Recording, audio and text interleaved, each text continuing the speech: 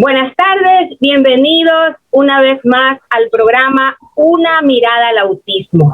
Les saluda a Jessica Bedoya, miembro de la Fundación Sendero Azul, transmitiendo desde Guayaquil, Ecuador, por el canal RBP TV Digital. El tema de hoy es Impacto de la música en personas TEA y dos de los ganadores del evento Yo Vivo la Inclusión. Les recordamos que este programa llega a ustedes gracias a la Fundación El Baúl de Pinocho de Ecuador. Bueno, pues según el artículo del sitio web autismodiario.com, indica que Leo Katzner es el primero en describir la extraordinaria memoria musical presente en las personas con TEA, reportando comportamientos musicales excepcionales. Existen actualmente varios artículos científicos en donde indican sobre la capacidad que tienen las personas con TEA de procesar y comprender estados emocionales en la música. Además, la música ofrece una motivación en la persona con TEA, ya que desvía su atención hacia los componentes musicales. Esto ocurre de manera espontánea y favorece la atención sostenida y a la comunicación no verbal. En conclusión, la música les favorece a las personas con TEA a relacionarse con los demás, pues obtienen la atención a las diferentes tareas que se les presenten y pues pueden expresarse mediante otro lenguaje que no es el verbal. Es por esto que el día de hoy tenemos como invitado a Carlos Ollarvide. Él es uno de los merecedores de los reconocimientos personales del evento Yo Vivo la Inclusión. Carlos tiene una licenciatura en música popular y contemporánea, especialización batería. Habla 3 idiomas, español, inglés e italiano. Bienvenido, Carlos, a nuestro programa Una mirada al autismo. Gracias por estar aquí. Bueno, pues Jessica, realmente muchas gracias por la invitación que me hacen a este hermoso programa.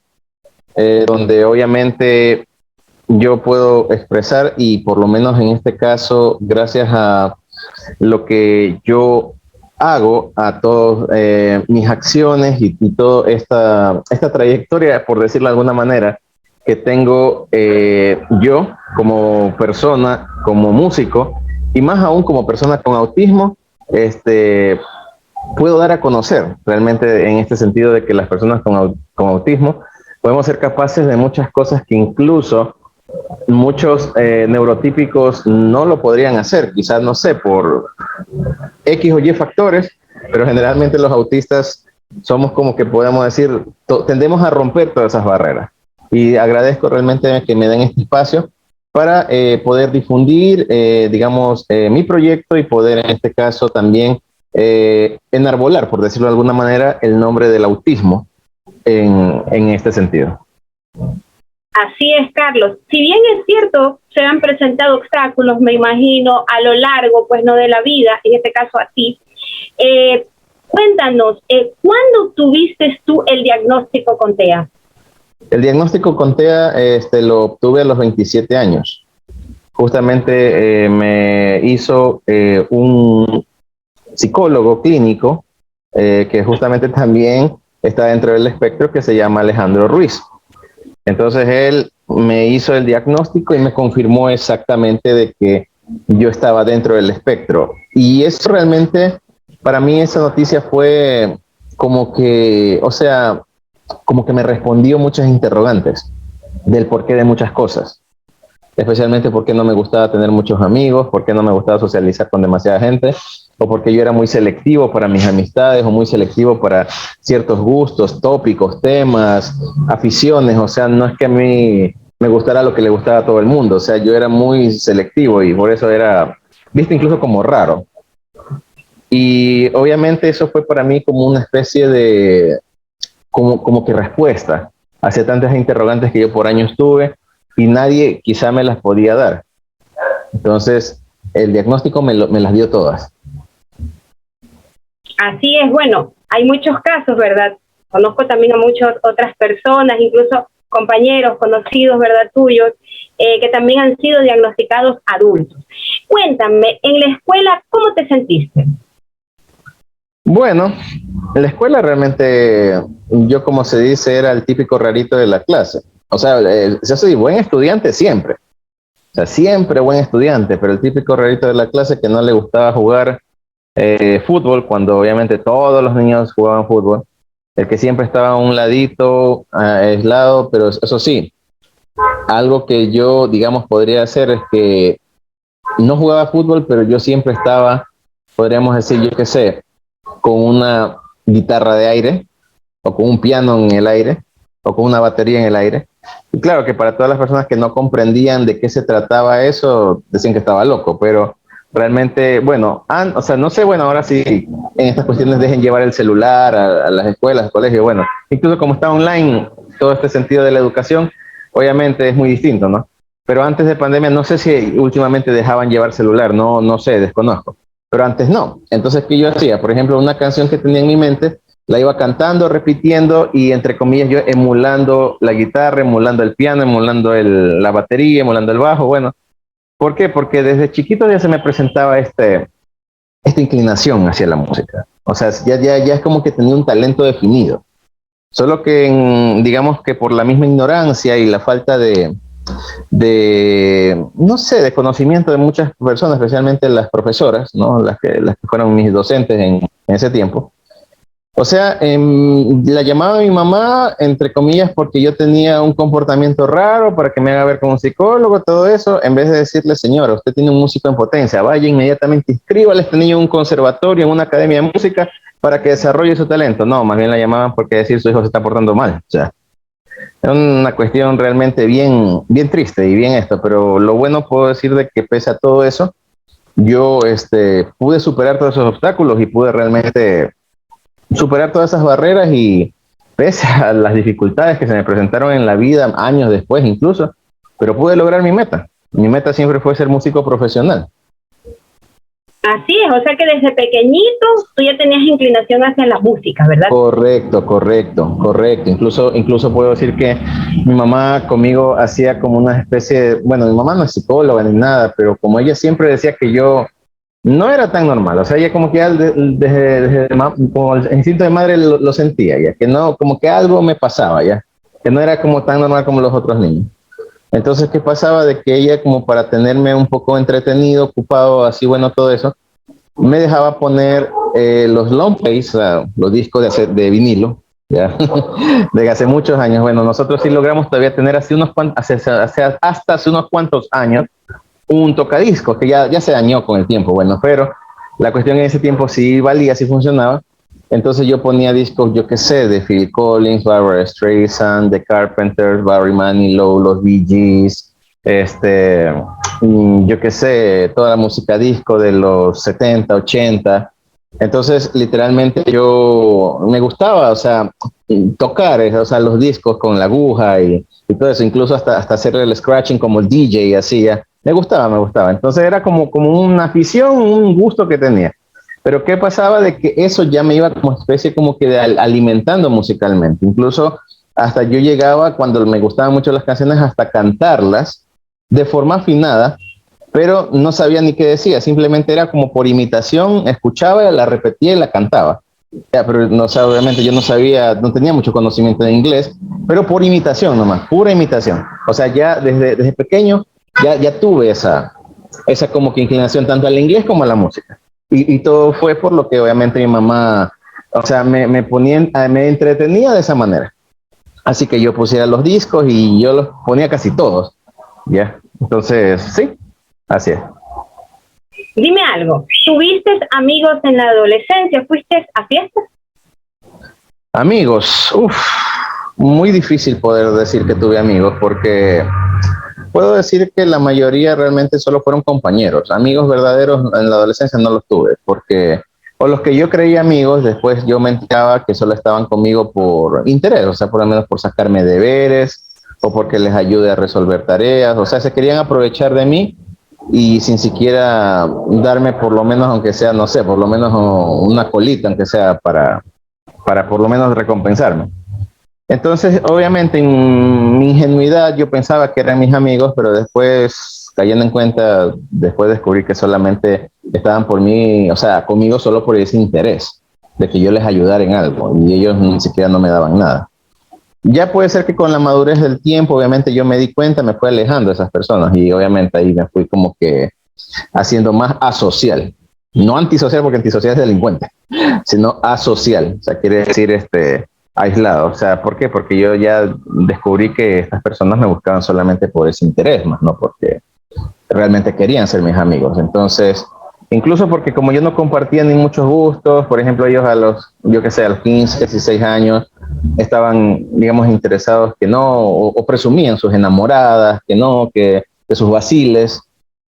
Y yo no tenía nada de eso, entonces yo no tenía que presumir, yo me sentía como que ya chuta, pero yo no tengo, o sea, entonces y siempre era como que la discriminación de decir, ah, sí, tú no tienes, ah, porque eres gordo, eres feo, no sé cómo tal. Entonces, eso es lo que realmente me hizo no poder socializar muy bien, o sea, pero eso fue quizá cuando estudié el ciclo básico, porque después cuando ya estudié el diversificado, en cambio ahí sí pude tener más o menos un poco de amigos, o sea, ya no con tanto ese interés así de que les pudiera resolver tareas o hacer deberes, sino porque obviamente en el colegio que fui había un grupo de rockeros.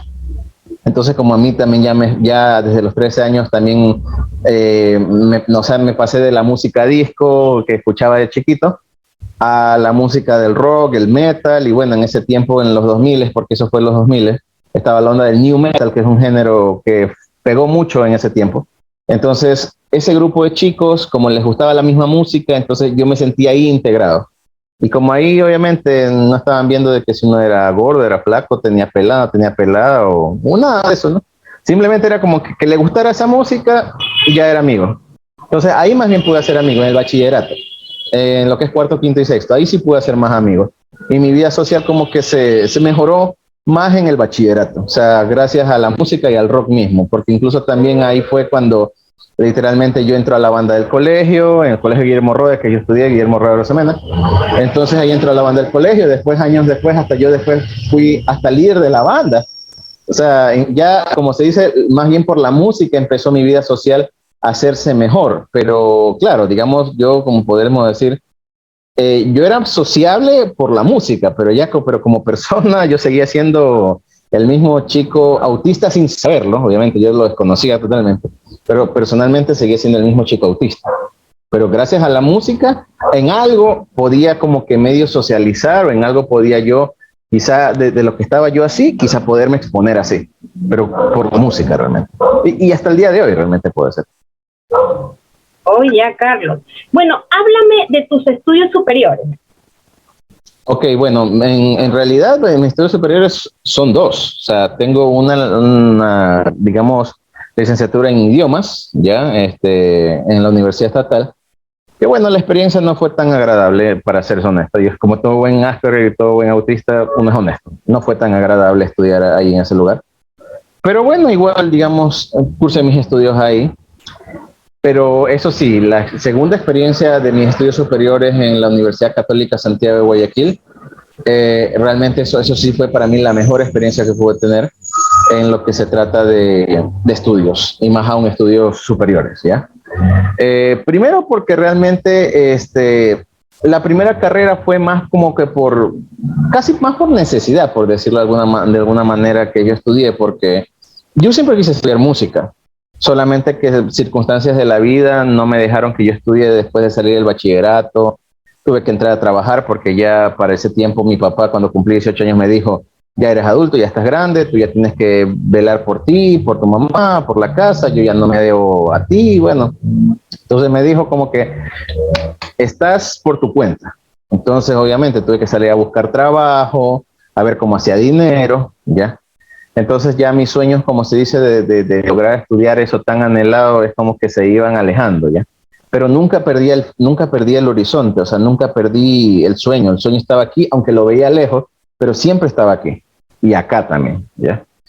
Entonces, de ahí tuve que meterme a estudiar, porque como se dice, me salió una oportunidad de ser profesor de inglés, porque yo trabajé años como profesor de inglés. Entonces, mi mamá me dijo, bueno, si ya estás como profesor de inglés, ¿por qué no sacas el título para que ya seas profesional, pues, ¿no?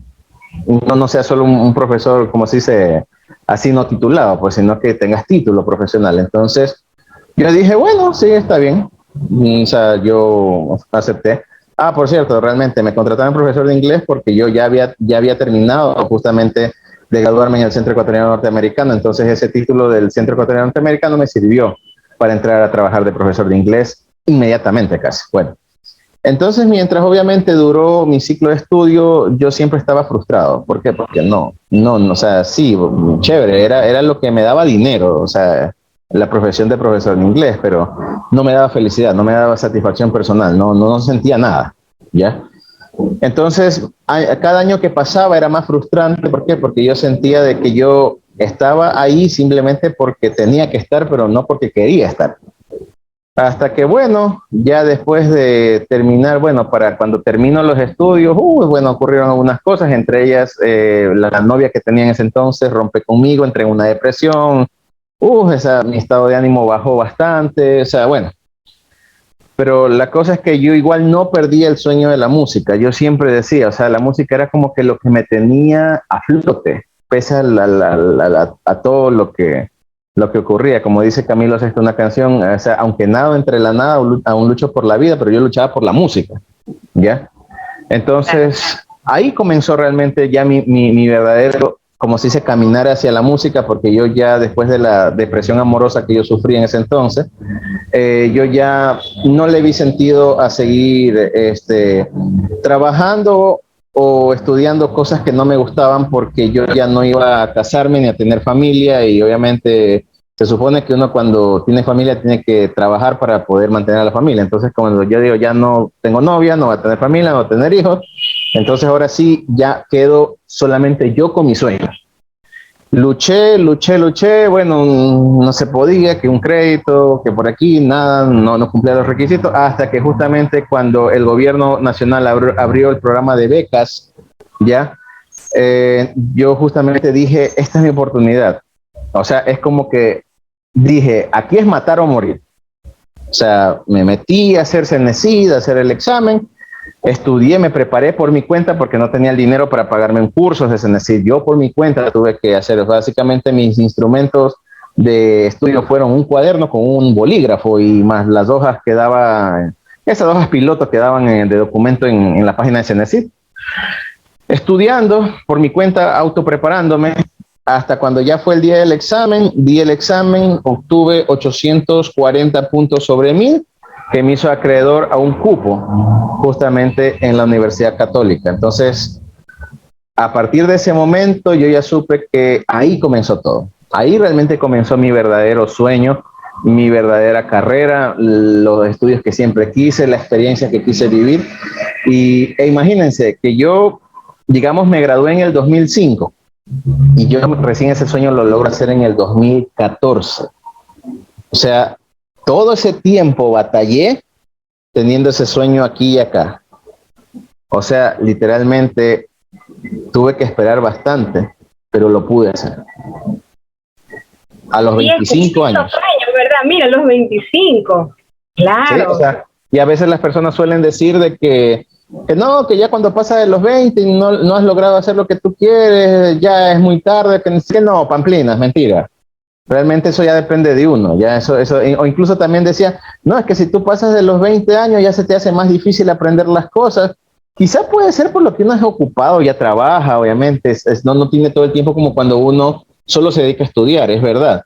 Pero no quiere decir de que uno no pueda aprender cosas nuevas. Si por ejemplo, de lo que es, imagínense, de haber estudiado licenciatura en idiomas, a tener que estudiar música, que son cosas muy distintas, fue como comenzar desde cero, básicamente, ya, y tuve que aprender muchas cosas de cero, ya, especialmente, por ejemplo, en lo que era la lectura de partituras. Yo sabía una lectura de partituras básica, pero ya al estudiar una licenciatura en música, uno tiene que saber leer partituras, pero como saber leer una revista, un periódico, así ya.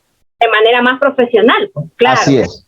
Entonces yo sabía leer algo básico hasta cuando ya ahí me enfrentaron a una lectura y yo tuve literalmente que aprender a leer ahí, al vuelo, como se dice en el andar, ¿ya? Se me hacía difícil muchas veces, no entendía muchas cosas, erraba, fallaba, pero entre esas experiencia es lo que yo realmente me forjé y me formé, pues.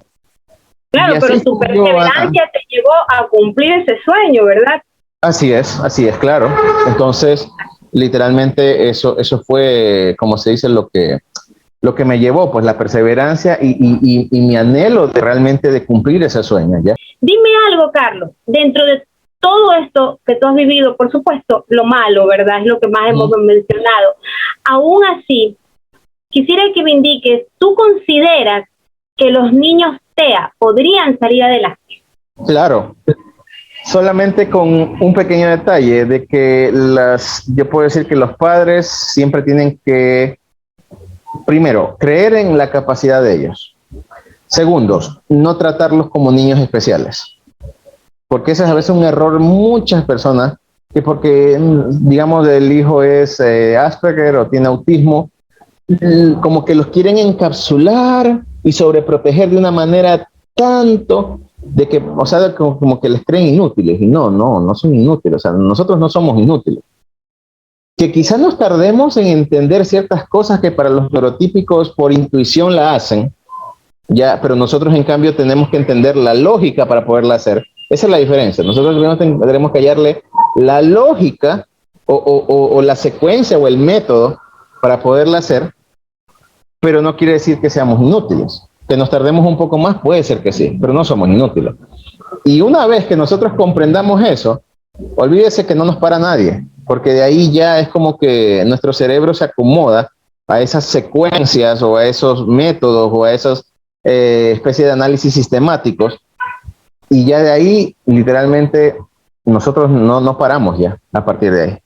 Entonces eso es la cuestión, que primero confíen en las capacidades de ellos, y segundo, que no los traten como niños especiales, no los traten como niños inútiles, no los traten como niños que no se van a poder desenvolver, no van a poder hacer nada. No, déjenlos realmente que ellos se desenvuelvan, que el niño obviamente que va a tener errores, se va a frustrar, sí, eso sí va a pasar, y todo ser humano tiene que hacerlo, porque a punta de ensayo y errores como la humanidad se ha forjado y ha llegado hasta donde está.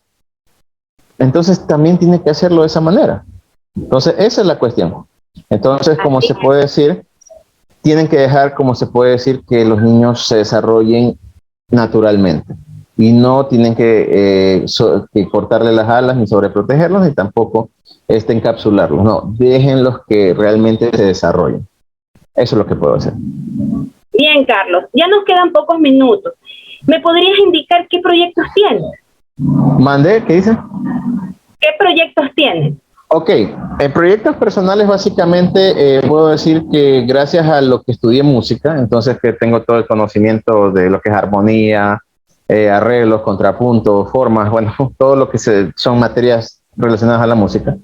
Justamente tengo un proyecto llamado Doba EC. Doba EC básicamente es una banda, bueno, básicamente más que banda es un proyecto solista, o sea, es mi proyecto personal, ¿ya?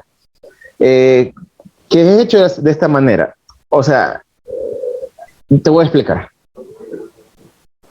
Antiguamente, para formar, por ejemplo, un grupo de lo que sea, de rock, de salsa, cumbia, uno se necesitaba literalmente como que tener la presencia de todos los músicos para obviamente uno hacer la orquesta, ensayar los arreglos, las composiciones. No, ok. Gracias a lo que yo estudié música, yo solamente puedo decir que para hacer música lo único que necesito es mi creatividad, mi cerebro y una buena computadora con un software de partituras. Yo literalmente escribo todo lo que en mi cabeza suena, lo escribo para todos los instrumentos que vayan a integrar esa composición, ese arreglo. Y de ahí yo contrato músicos profesionales para que me graben lo que yo escribo. Entonces, el proyecto solista yo puedo decir que tiene unas ventajas porque no tengo conflictos de intereses, conflictos creativos, o sea, como que puede decir que un músico quiere una cosa, no, el otro quiere otra cosa, no. Yo hago todo. Entonces, yo le doy a cada músico especializado en guitarra, en batería, no, batería yo la toco yo, en guitarra, en bajo, en piano, ya, a los cantantes, así mismo. ¿Para qué? Para que ellos plasmen las ideas que yo ya escribo. Y que si ellos pueden mejorarlo, en buena hora. Pero si no, tranquilamente, se rigen a lo que yo escribí y lo pueden tocar así. Entonces, eso hace de que realmente no exista, como se dice, esos conflictos que normalmente hay en las bandas o en los grupos, sino que yo lidero todo. Entonces, obviamente, ya tengo una canción ya grabada, ya producida, que se llama Postmodernismo, que justamente fue hecha en pandemia, que es una cuestión de toda la realidad de todas las barbaries que ha ocurrido hasta el día de hoy. Incluso hasta tengo un video ya musical subido a YouTube, que es un video piloto. Ajá, entonces que obviamente, si lo permiten, después podría yo darles los links para que lo puedan poner ya. Y claro, en este caso, entonces en este caso, eso de ahí ya es, como se dice, la muestra de lo que va a ser mi proyecto. El álbum conceptual que estoy haciendo se llama Viaje de Mil Millas, porque yo me acordé de la palabra de Lao Tse, del filósofo oriental Lao Tse, que decía que el viaje de 1000 millas se comienza con un paso. Y siempre mi sueño fue, como sea, grabar un disco, hacer canciones. Entonces, ¿qué pasó? Ese viaje de 1000 millas comenzó con el primer paso, literalmente haciendo o tratando de hacer algo en pandemia por el encierro que nos tenían en el 2020, algo para mantenerme cuerdo, porque el encierro, la ansiedad y toda la cuestión de que no había dinero, no había cosas, me tenía en un estado realmente emocional súper terrible. Entonces yo quería de alguna manera mantenerme cuerdo haciendo algo, ¿ya? Algo, o sea, algo así sea cualquier tontería, pero haciendo algo. Entonces comencé una vez a escribir unos pensamientos sobre toda la barbarie que estaba hecho el mundo, especialmente en esa época. Entonces cuando una vez mi mamá dice, oye, ¿y eso por qué no lo haces una canción? Y comencé pues yo a idear cosas, a hacer, bueno, a experimentar, hasta que ya hice el arreglo, fui grabando con los músicos y hasta que ya lo terminé. Hoy en día ya tengo un videoclip ya con la canción producida profesionalmente, en este caso con músicos, puedo decir, entre músicos de Ecuador y músicos de Venezuela, obviamente, que intervinieron grabando ahí. Entonces, eso está plasmado realmente y va a ser eso. Ahora, mi proyecto realmente es un proyecto de rock, pero digamos no voy a anclarme en un género o un subgénero solo, sino que yo uso los diferentes variantes de, como se puede decir, del rock o de la música, de todos los géneros o subgéneros, dependiendo del mensaje de la canción que vaya yo a dar. Por ejemplo, Postmodernismo, que es mi primera canción, es un metal pesado. ¿Por qué? Porque literalmente, o sea, para poder, digamos, decir cómo está el mundo de podrido o la sociedad casi colapsada, no puedo yo decirlo con una balada o con una salsa. Tengo que decirlo con rock, con metal, ¿ya? Porque es rabia, furia. Asimismo, por ejemplo, en otros van a ser algo más suave. ¿Por qué? Porque quizá el mensaje no es tan fuerte, entonces tiene que la música ir de acuerdo al mensaje que voy a dar. O sea, no voy a anclarme en un solo estilo, sino usar los estilos que yo considero necesarios para decir el mensaje. Por eso es que es un álbum conceptual, o sea, es, más bien dicho, no es tanto como que de un género musical, sino que es un concepto. Y como es un concepto, según el mensaje que quiera transmitir una determinada canción, yo lo pongo o uso un determinado género o subgénero del rock, pero el rock va a ser la base. De ahí lo que yo use después como ramificaciones, ya depende del mensaje de la canción. Oh, ya listo. Bueno, Carlos, casi estamos ya por concluir. No sin antes agradecerte por esta intervención en nuestro programa Una Mirada al Autismo y nuevamente felicitarte por ese reconocimiento. Muchas gracias, realmente también agradezco la oportunidad que me están dando y bueno, y también en ese sentido quedo muy agradecido también con todo esto y bueno, y por lo menos yo de mi parte, no solamente quisiera, como se dice, bueno, que con mi música, lo típico que un artista quiere, expresarse, dar un mensaje, todo eso, sino que yo también quisiera, o sea, en lo personal, enarbolar el estandarte del autismo, como para que puedan la gente y la sociedad ver que un autista puede hacer muchas cosas que quizá muchos otros no se atreven. Puede ser por miedo, prejuicio, paradigmas, no sé, quizá patrones culturales, quizá erróneos, pero el autista generalmente suele romper todo eso, o no hacer, o hacer un caso omiso a todo eso y simplemente hacer lo que tiene en su mente. Así de simple. O sea, incluso cualquiera diría, oye, pero este pana no está loco de querer hacer una banda, un proyecto solista, grabar un disco en pandemia.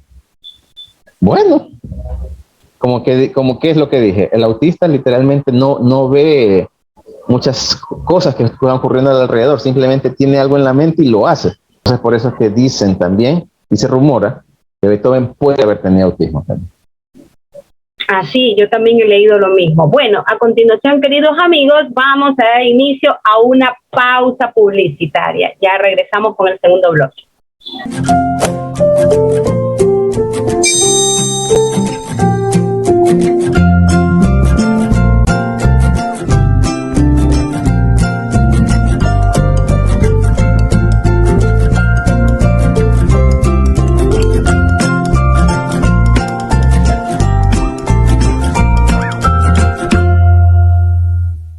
Bueno, y ya estamos de regreso en este segundo bloque y hablaremos de una academia de música ejemplar que con sus prácticas ha logrado incluir a niños dentro del trastorno del espectro autista. Por esto, la Fundación Sendero Azul ha reconocido su trabajo y premiada su labor. Creemos que son un ejemplo para la sociedad y las diferentes academias del país. Es una academia basada en la personalización de la enseñanza musical. Tienen como filosofía la comprensión de cada uno de los alumnos como un universo musical diferente, por lo que estimulan las capacidades musicales de la diversidad, incluyendo satisfactoriamente personas TEA y otras discapacidades en sus clases, logrando así en ellos resaltar sus dones. Hoy nos acompaña su director general, Juan Carlos Escudero. Él es guayaquileño, considerado uno de los pianistas más importantes de América Latina, obteniendo su título superior en música e interpretación de piano. Es abogado de la Universidad Católica de Guayaquil con una maestría en pedagogía artística de la Universidad de Baja California. En el 2017, la Universidad IMELE de México le otorgó el título de doctor honoris causa.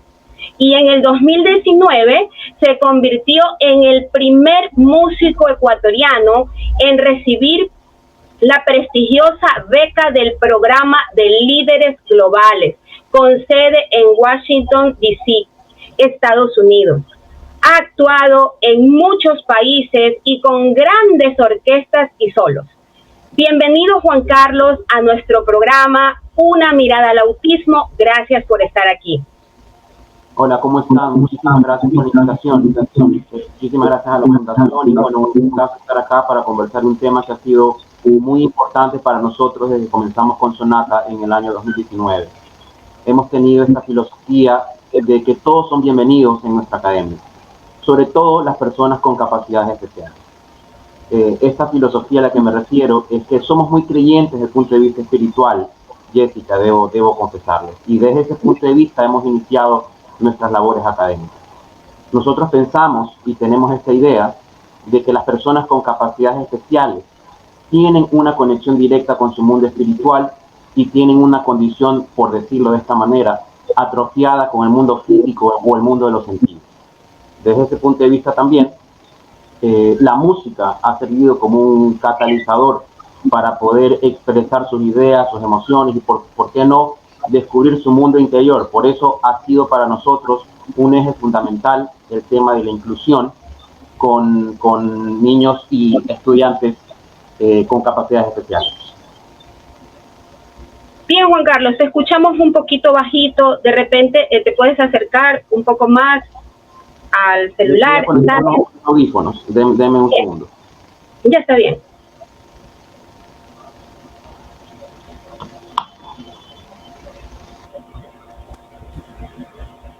escuchan ahí? Sí, correcto.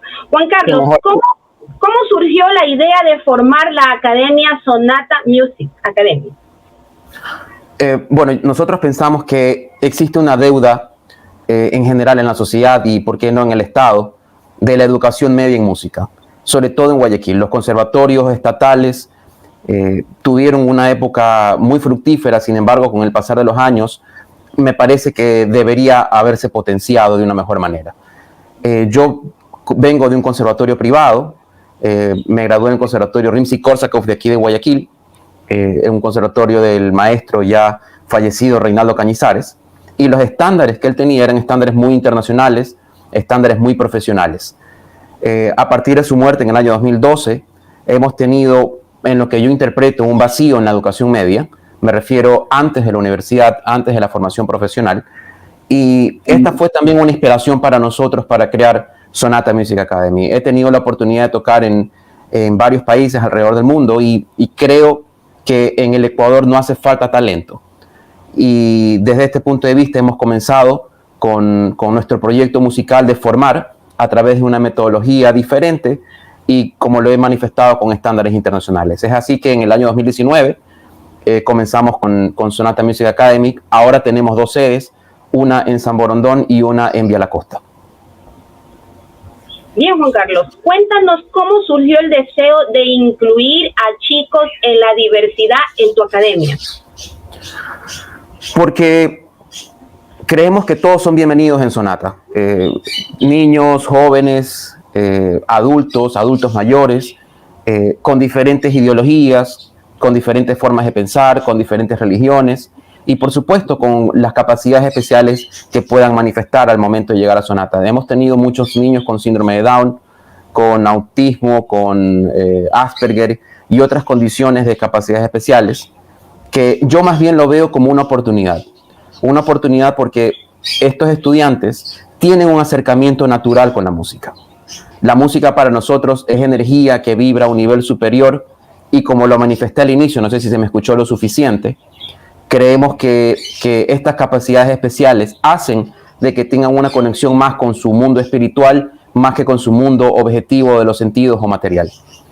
Y creemos que la música puede ser este catalizador que pueden utilizar para reencontrarse a sí mismos en su mundo interior, para desarrollar una vida espiritual en medio de esta condición especial que poseen y, ¿por qué no?, aprender a relacionarse un poco más con el mundo objetivo en el cual es inevitable también sobrevivir. Es decir, ¿crees que la música puede ayudar a las personas con autismo? Por supuesto que sí. De hecho, son muy artísticos los chicos con autismo. Tienen mucho de arte, mucho de música, son grandes músicos, son muy sensibles, además, y creo que esa sensibilidad es importante al momento de manifestar una condición o un talento artístico como es la música. Así que definitivamente creo que es un plus, por así decirlo, cuando hay un chico con una capacidad especial que está muy conectado con su parte artística, lo cual es muy común. Independientemente del instrumento que interpreten, encuentro mucho artistismo dentro del espectro autista y de los chicos con capacidades especiales en general. ¿Qué es más fácil para los chicos, TEA? ¿Cantar o tocar algún instrumento? Yo creo que el talento viene dado dependiendo de la capacidad que pueda manifestar con un instrumento musical. Hay unos chicos que se les da más fácil cantar, a otros chicos o estudiantes que se les da más fácil tocar la batería o tocar el piano. Creo que el talento como tal se manifiesta independientemente de la condición. Yo creo que más bien el espectro autista al cual están incluidos, o del tema de la conversación nuestra, es más bien un potenciador de ese talento natural, debido a que es nuestra visión de vida institucional de que estos chicos tienen una capacidad extra al poder estar más en contacto con un mundo interior espiritual. ¿Cuánto tiempo de preparación para poder recibir niños con TEA en tu academia les tomó? Debo confesarles que fue todo un reto, porque si bien es cierto, hemos tenido, más bien dicho, las puertas abiertas. Cuando tuvimos nuestros primeros alumnos con capacidades especiales en general, fue muy difícil. Comprenderán de que no existe una escuela de formadores para chicos con capacidades especiales con mucha trayectoria, o que tal vez tengamos esta preocupación que estamos nosotros, pienso, haciendo una diferencia en esta sociedad. No tenemos necesariamente profesores al 100% capacitados, músicos estudiados para poder recibirlos. Sin embargo, nos ha tocado hacer camino al andar. Nunca hemos negado una matrícula para un chico con capacidades especiales en general. Más bien incentivamos ese aspecto de ser inclusivos, y nos ha ido muy bien. Para que un niño, dependiendo su nivel de capacidad especial, nos puede tomar entre 2 o 3 meses para que comience ya a tocar sus primeras notas en el piano, sus primeros ritmos en la batería, o por qué no también en el canto. Es muy bueno saber que podemos contar ahora con Sonata. Gracias. ¿Cuál es la diferencia que tiene Sonata Music Academy con otros lugares que enseñan música? La verdad, yo creo que uno de los aspectos más importantes, yo creo que es la honestidad. Sin desmerecer, por supuesto, ningún emprendimiento por el estilo, nosotros pensamos que la única manera de aprender música es la enseñanza formal individual. Así han aprendido los alumnos desde Beethoven hasta nuestros días. La enseñanza de música es un profesor en un aula con un alumno. ¿Por qué? Porque como lo manifestaste al momento de la presentación, cada estudiante es un universo independiente. Tiene sus talentos, tiene su ritmo de aprendizaje, tiene sus aficiones, tiene un repertorio que le gusta, tiene sus gustos como cualquier otra persona. Y lo que hace el profesor es tratar de ubicarse dentro de ese espectro y tratar de darle la mayor información posible dependiendo de su talento y de su capacidad. Es por este motivo de que hemos tratado de idear una metodología diferente, teniendo repertorios mucho más amigables. Recuerdo que en mi época nosotros teníamos que tocar a veces escalas muy aburridas, arpegios en el piano, yo soy pianista, y había un repertorio que me hubiese gustado abordar que no necesariamente era el que mi profesor hubiese querido que yo interprete. Sin embargo, ahora, en la instrucción que he dado a nuestros profesores es de que escojan los chicos una canción y que asimismo el profesor escoja también una obra que sea propicia para el crecimiento artístico de los estudiantes. Entonces, esa interacción ha provocado además una amistad entre los profesores y los estudiantes, lo cual es vital no solamente para la formación artística, sino también para fidelizar a nuestros estudiantes como a nuestros artistas en nuestro negocio. Bien, Juan Carlos, ¿qué características debe tener un docente musical inclusivo? Yo creo que debe tener, en primer lugar, una predisposición y una sensibilidad, porque nuestros hermanos con capacidades especiales necesitan también de una metodología diferente, tal vez de una paciencia diferente, tal vez de un nivel de comprensión diferente. Yo creo que hacer clic en general con chicos de capacidades especiales es muy fácil porque son seres llenos de amor, son seres en algunos casos, dependiendo de la condición, por supuesto, y son personas con capacidades especiales. Me gusta más llamarlos así porque creo que tienen un nivel de capacidad superior que tal vez el resto no tenemos. ¿Qué es lo que necesita un profesor? Yo pienso que necesita en primer lugar conectar con o informarse, empaparse de cuál es la capacidad especial o cuál es la discapacidad, si lo quieren decir de esa manera, para poder potenciar desde ese punto de vista. En segundo lugar, como lo manifestó Carlos en la primera entrevista, a mí no me gusta que haya un tratamiento diferente con respecto a los chicos con estas capacidades, que cualquier cuestión de aprendizaje sea dentro del aula de clase, pero que la interacción entre el profesor o con otros estudiantes, con sus compañeros o en los recitales que realizamos, sea como que de uno más que forma parte de nuestra familia, de nuestro equipo. Creo que no hacer la diferenciación o no dar ese tratamiento aparentemente especial también provoca un desarrollo un poco más sostenible y fuerte. Bien, debo leer los mensajes de las redes. Nos dice Daisy Macías, saludos desde Puerto Viejo, bello programa, muy buena entrevista. Marjorie Argudo nos dice, bendiciones, maravilloso programa, sigan adelante, saludos desde Puerto Viejo. Bueno, ¿cuáles crees que serían las claves efectivas que los docentes musicales deban tener para enseñar a una persona con TEA? Yo creo que las claves consisten en primer lugar en tener esa sensibilidad interna. El profesor debe ser consciente de que está ante un desafío, sea con una persona con autismo o sea con una persona con regular, como un estudiante de nuestra academia. Creo que es un desafío, en primer lugar, entender ese mundo con el que viene el estudiante. En segundo lugar, tratar de encontrar la manera de poder llegar a ese estudiante en particular. Yo creo que la enseñanza artística es más bien un atajo para poder llegar a la sensibilidad de otra persona. Creo que la música está presente en nuestras vidas. Siempre me gusta decir de que todo aquello que gira, todo aquello que vibra, produce un sonido. Los átomos vibrando, los planetas girando, yo qué sé. A veces me dicen que estoy un poco loco por esto, pero pienso que todo aquello que manifiesta una vibración a través del giro también produce un sonido. Y desde ese punto de vista todos estamos envueltos dentro de esta esfera musical. Me gusta pensar que este mundo fue hecho con música, bajo estos parámetros, y creo que existe una musicalidad interna innata en todos, que en unos se manifiesta de mayor medida, en otros en menor medida, en otros tal vez en el baile, en otros tal vez en alguna otra expresión artística. Sin embargo, creo que la música está presente siempre. Un bajo tocado a todo volumen seguramente hará que las paredes retumben. Yo qué sé, una canción que recuerda nuestro primer amor será lo suficientemente fuerte para ponernos melancólicos, o tal vez una música para meditar con unos sonidos primordiales harán que nuestra espiritualidad crezca o se vea despertada en ese momento.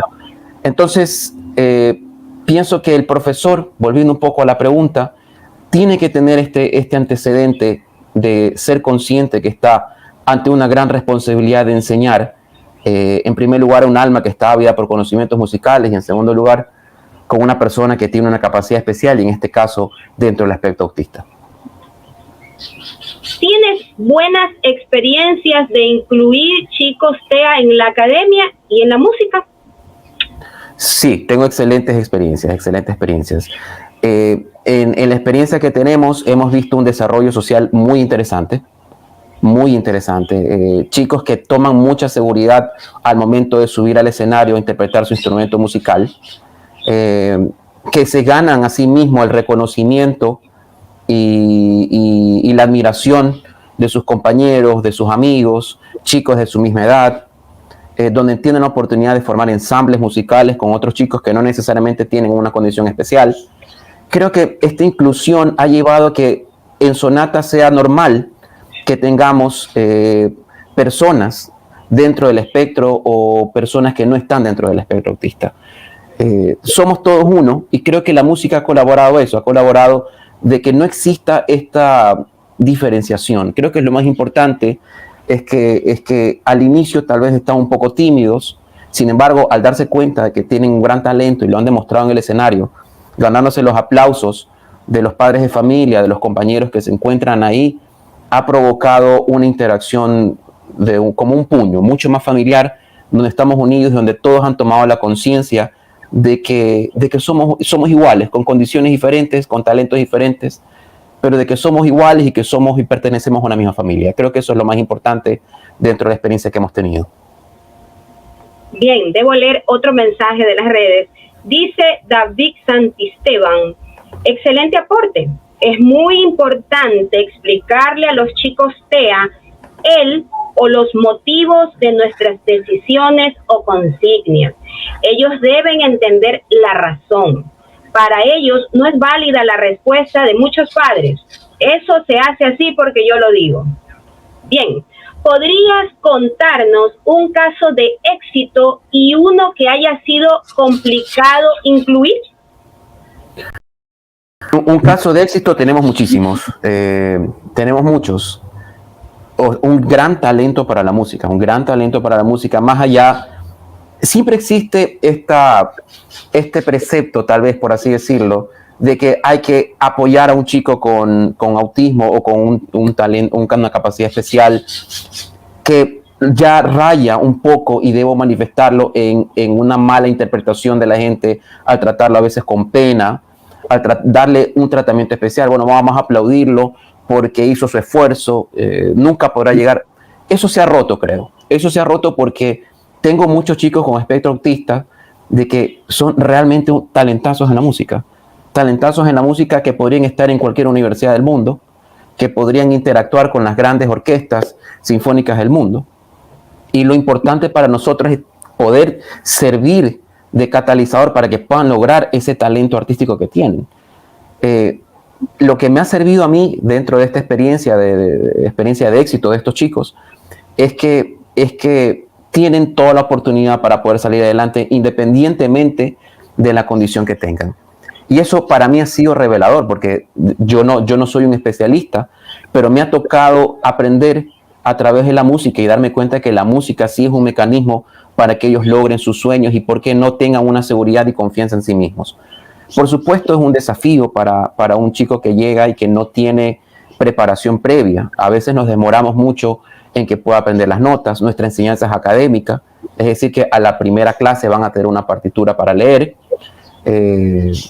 Tendrán, independientemente del instrumento que elijan, un deadline para poder presentarse pronto. Nosotros no los obligamos, pero estamos impulsando a que se presenten continuamente, porque creemos que los artistas se hacen en los escenarios y no solo en las salas de clase. Y los tratamos iguales. Tratamos de que ellos también tengan una meta, y esa meta es presentarse y demostrar lo aprendido. Así que podría decirte muchos casos de éxito, pero esos mismos casos de éxito han sido casos muy difíciles también al inicio, porque formarlos en música, o cuando tienen una capacidad especial que tal vez los conecta hacia una parte más artística pero menos objetiva, y la música y tocar el piano como cualquier otro instrumento musical involucra un mecanismo objetivo que primero hay que aprenderlo, la técnica, la postura, y ese tipo de detalles objetivos más que artísticos, en definitiva se nos ha hecho más difícil. Así que creo que todos los casos han sido casos de éxito, pero han sido también casos difíciles para empezar, como todo reto en la vida. Así es. ¿Les recomendarías a los padres que pongan a sus hijos a aprender algún instrumento o a cantar? Por supuesto, independientemente de que terminen siendo músicos o no, creo que la música está científicamente comprobado de que ayuda a un desarrollo intelectual, a un desarrollo emocional, a un desarrollo social, de jóvenes, niños, adolescentes, adultos. El otro día leí un estudio reciente de que para adultos mayores aprender un instrumento musical evita el deterioro natural de nuestro cerebro, de nuestras neuronas, etc. Más allá de que terminen siendo músicos profesionales o no, creo que la práctica de un instrumento musical sensibiliza, porque nos estamos añadiendo al sonido, y el sonido es primordial en este planeta. Creo que el sonido forma parte de un todo, y a nosotros alinearnos a esa mística musical hace que nosotros también crezcamos como personas. Creo que la práctica de un instrumento musical definitivamente colaborará no solamente a desarrollar nuestro intelecto, sino también a ser mejores personas, mejores hermanos, mejores amigos, mejores padres, y por qué no tal vez colaborar para una vida espiritual más plena. Bien, Juan Carlos, cuéntanos dónde están ubicados y dónde te pueden contactar. Estamos ubicados en la Vía San Borondón. Nuestra primera locación es en el Club Deportivo Diana Quintana. Estamos en el primer piso. Nuestra segunda locación está en Vía La Costa o en Los Ceibos. Esto es en el Centro Comercial Vistas de San Eduardo, en el edificio 100A. Nos pueden ubicar también en nuestras redes sociales, @sonata_es. Repito, @sonata_es. O no sé si puedo decir un número de teléfono también para cualquier información. El 0980 10 11 12, 0980 10 11 12 para mayor información en nuestras clases. Y por supuesto, nosotros impulsamos de que se inscriban alumnos con capacidades especiales, y para ellos tenemos un programa no solamente de descuentos, sino de becas también. Bien, ya estamos por concluir el programa. Nuevamente quiero felicitarte por este merecido reconocimiento, y quisiera que nos des un mensaje muy cortito para las personas que están viendo nuestro programa. Bueno, un mensaje cortito, bueno, me gusta mucho decir este mensaje, repetirlo. Yo creo que cuando una pareja está embarazada, seguramente no están presupuestando de que esa alma que va a nacer tenga un talento musical, y seguramente esa alma que está por nacer no está pensando, bueno, en esta vida yo voy a ser músico. Yo creo que en este perfil, pues, creo que es una obligación natural, por supuesto, de esa alma que nace, hacer germinar ese talento musical o artístico que tiene, y que los padres de familia también tienen ese deber natural de hacer que germine a través del apoyo constante para sus clases. Mucho más aún si es que tiene un talento especial y, por supuesto, una condición especial, en este caso, como lo hemos conversado, dentro del aspecto autista, y que demuestre una inclinación musical. Creo que este trabajo es seguramente del estudiante, del chico, que tiene que practicar, esforzarse, salir adelante, pero también es una gran responsabilidad de honrar esa condición de padre o madre para ayudar a estos talentos a salir adelante. Bueno, Juan Carlos, te agradezco por tu intervención en este espacio, y el programa de hoy ha llegado a ustedes gracias a la Fundación El Baúl de Pinocho por el canal RBP TV Digital. Nos vemos la próxima semana. Esto fue Una Mirada al Autismo con Fundación Sendero Azul. Gracias.